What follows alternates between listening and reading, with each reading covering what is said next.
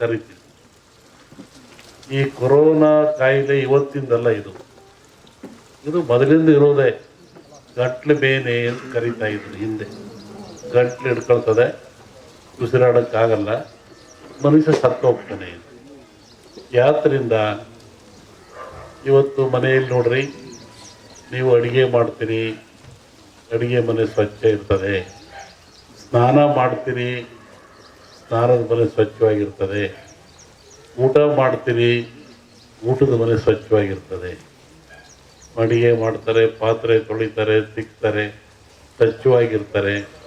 ಆಮೇಲೆ ಊಟ ಕೂತ್ಕೊಂಡು ಊಟ ಮಾಡ್ತಾರೆ, ಕ್ಲೀನಾಗಿರ್ತಾರೆ.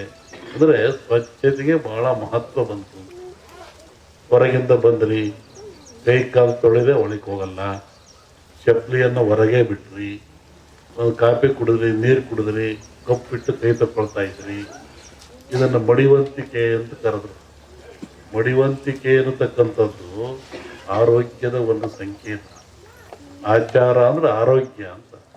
ಇವತ್ತೇನಾಗಿದೆ, ಅಡುಗೆ ಮನೆ ಒಳಗೆ ಚಪ್ಪಲಿ ಹಾಕ್ಕೊಂಡೆ ಅಡುಗೆ ಮಾಡ್ತಾರೆ. ನೀವು ಡೈನಿಂಗ್ ಹಾಲಿಗೆ ಚಪ್ಪಲಿ ಹಾಕ್ಕೊಂಡೆ ಹೋಗ್ತೀರಾ. ಊಟ ಮಾಡಬೇಕಾದ್ರೂ ಕೂತ್ಕೊಂಡೆ ಟೇಬಲ್ ಮ್ಯಾಗ ಊಟ ಮಾಡ್ತೀರಾ. ಸ್ನಾನಕ್ಕೂ ಅವ್ಯವಸ್ಥೆ ಆಗಿದೆ. ಹೀಗಾಗಿ ಮನುಷ್ಯ ಸ್ವಚ್ಛತೆಯನ್ನು ಕಳ್ಕೊಂಡ. ಎಲ್ಲ ಕಡೆ ಅವನು ಸ್ವಚ್ಛತೆಯನ್ನು ಕಳ್ಕೊಂಡಿದ್ದಾನೆ. ಊಟ ಮಾಡೋಕ್ಕೂ ಟೈಮ್ ಇಲ್ಲ, ಸ್ನಾನ ಮಾಡೋಕ್ಕೂ ಟೈಮ್ ಇಲ್ಲ, ಧ್ಯಾನ ಮಾಡೋಕ್ಕೂ ಟೈಮ್ ಇಲ್ಲ. ಹೀಗಾಗಿ ಇದ್ದಾಗ ವ್ಯಾಧಿಗಳು ಅವನಿಗೆ ಬೆನ್ನತ್ತಿದ್ವು. ಈ ಕೊರೋನಾದಿಂದ ಯಾರೂ ಸಾಯಲ್ಲ. ಕೊರೋನಾಕ್ಕೆ ಅದರ ಅವಶ್ಯಕತೆ ಇಲ್ಲ. ಕೊರೋನಾ ಗಾಳಿ ಮಾಧ್ಯಮವಾದರೂ ಕೊರೋನಾ ತೂಕವಾಗಿರುತ್ತೆ. ಇವರು 1 ಗ್ರಾಮ್ ಕೊರೋನಾ, ಇದರ ತೂಕ 1 ಗ್ರಾಮು, ಅರ್ಧ ಗ್ರಾಮು. ಜಗತ್ತಿನ 800 ಕೋಟಿಯನ್ನು ಎದುರಿಸಿದ್ರು ನೋಡ್ರಿ. ಇದರ ತೂಕ ಎಷ್ಟು? ಒಂದು ಅರ್ಧ ಗ್ರಾಮ್. ಡಾಕ್ಟ್ರ್ ಇಲ್ಲೇ ಕೂತಾರೆ, ಕೇಳಿ. ಅದು ಎಲ್ಲಿಂದ ಬರುತ್ತೆ? ಕೆಮ್ಮಿದರೆ, ಕೆಕ್ಕಿಸಿದರೆ, ಉಗಿದ್ರೆ ಅದು ಭೂಮಿಗೆ ಬೀಳ್ತದೆ. ಅದನ್ನು ಗಾಳಿಯ ಮುಖಾಂತರ ನಮಗೆ ಸೇರ್ತದೆ. ಅದಕ್ಕೇನಂದ್ರು, ಮಾಸ್ಕ್ ಹಾಕ್ಕೊಳ್ರಿ, ದೂರದಲ್ಲಿ ನಿಂತು ಮಾತಾಡ್ರಿ. ನೋಡ್ರಿ ಎಂಥ ಒಂದು ವ್ಯವಸ್ಥೆ ಬಂದಿದೆ.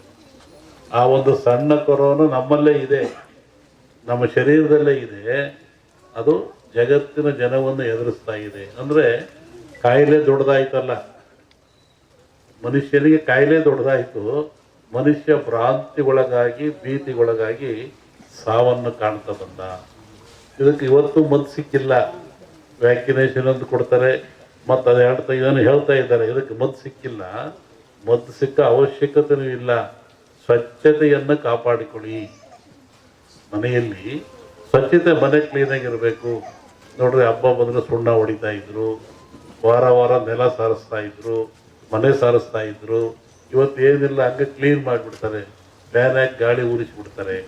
ಇಂಥ ವ್ಯವಸ್ಥೆ ಬಂದಿರೋದ್ರಿಂದ ಕ್ರಿಮಿಕೀಟಗಳು ಮನೆಯಲ್ಲಿ ಆವರಿಸಿದು, ಮನಸ್ಸಿನಲ್ಲಿ ಆವರಿಸಿದು, ಶರೀರದಲ್ಲಿ ಸೇರಿದು. ಇದಕ್ಕೆ ಬಹಳ ಚಿಂತನೆ ಮಾಡ್ಬೇಕು ಇವತ್ತೆಲ್ಲರೂ. ಇನ್ನೊಂದು ರೂಪ ತಗೊಳುತ್ತೆ, ಇದು ಗಾಳಿ ರೂಪ ಕಾದು ನೋಡ್ರಿ, ಅವೆಲ್ಲ ಹೇಳ್ಬಾರ್ದಾಗಲ್ಲ. ಈಗ ಅದಕ್ಕೆ ಸತ್ಯ ಬಂತು.